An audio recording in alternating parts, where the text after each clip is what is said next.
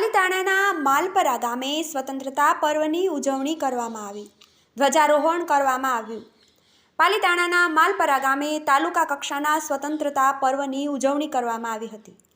78મા સ્વતંત્રતા પર્વ નિમિત્તે ધ્વજારોહણ કાર્યક્રમ કરવામાં આવ્યો હતો, જેમાં પાલીતાણા વહીવટી વિભાગના ડેપ્યુટી કલેક્ટર અંકિત પટેલ તેમજ મામલતદાર, તાલુકા વિકાસ અધિકારી સહિત સૌ ઉપસ્થિત રહ્યા હતા અને ધ્વજારોહણ કરી અધિકારી દ્વારા સ્વાતંત્ર્ય સેનાનીઓને યાદ કરી શહીદોને આદરાંજલિ પૂરી પાડવામાં આવી હતી, જેમાં પાલીતાણાની શાળાઓના શિક્ષકો, વિદ્યાર્થીઓ દ્વારા સાંસ્કૃતિક કાર્યક્રમ કરવામાં આવ્યો હતો. સાંસ્કૃતિક કાર્યક્રમ કરી હોમગાર્ડ જવાનો પોલીસ દ્વારા સલામી આપવામાં આવી હતી.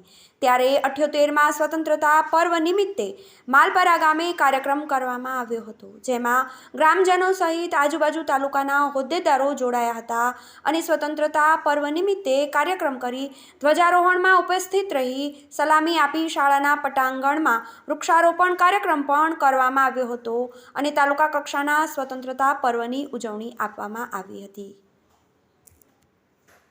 નમસ્કાર, હું અંકિત પટેલ, પ્રાંત અધિકારી પાલીતાણા. આજે પાલીતાણા તાલુકા કક્ષાનો 78મો સ્વાતંત્ર્ય દિવસની ઉજવણી માલપરા ખાતે થયેલ છે. આમાં અત્રેના MLA શ્રી ભીખાભાઈ બારૈયા, નૂતનસિંહજી, ગોપાલભાઈ વાઘેલા તેમજ અન્ય મોટી સંખ્યામાં પદાધિકારીશ્રીઓ હાજર રહ્યા હતા. મોટી સંખ્યામાં અધિકારીગણ પણ હાજર રહ્યા છે. આ ઉપરાંત અહીંયા પોલીસ પરેડનું પણ આયોજન થયેલું હતું અને સૌથી જે મારા માટે ખુશીની વાત એ છે કે મોટી સંખ્યામાં ગ્રામ લોકોએ પણ આમાં ભાગીદાર બન્યા હતા અને વિદ્યાર્થીઓએ આશરે 9 જેટલી જે સાંસ્કૃતિક કૃતિઓ રજૂ કરી તે પણ ખૂબ જ સુંદર હતી.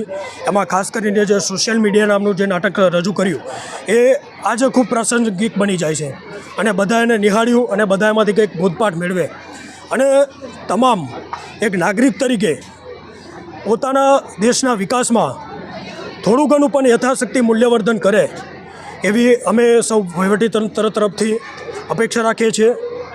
આભાર.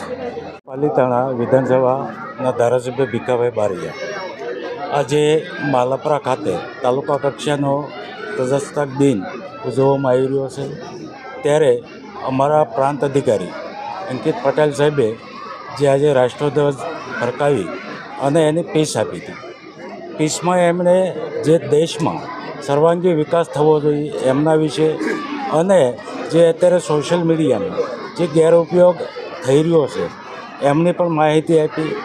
આમના માટે પ્રજાજનોને જાગૃત કરવા જે પ્રાંત સાહેબે અગત્યની સૂચનાઓ પણ આપી અને આ તાલુકાનો અને આ દેશનો વિકાસ કઈ રીતે થાય, સર્વાંગી વિકાસ માટે સારી એક સરાહની એમને પીસ આપી અને લોકોને ઉત્સાહિત કર્યા હતા.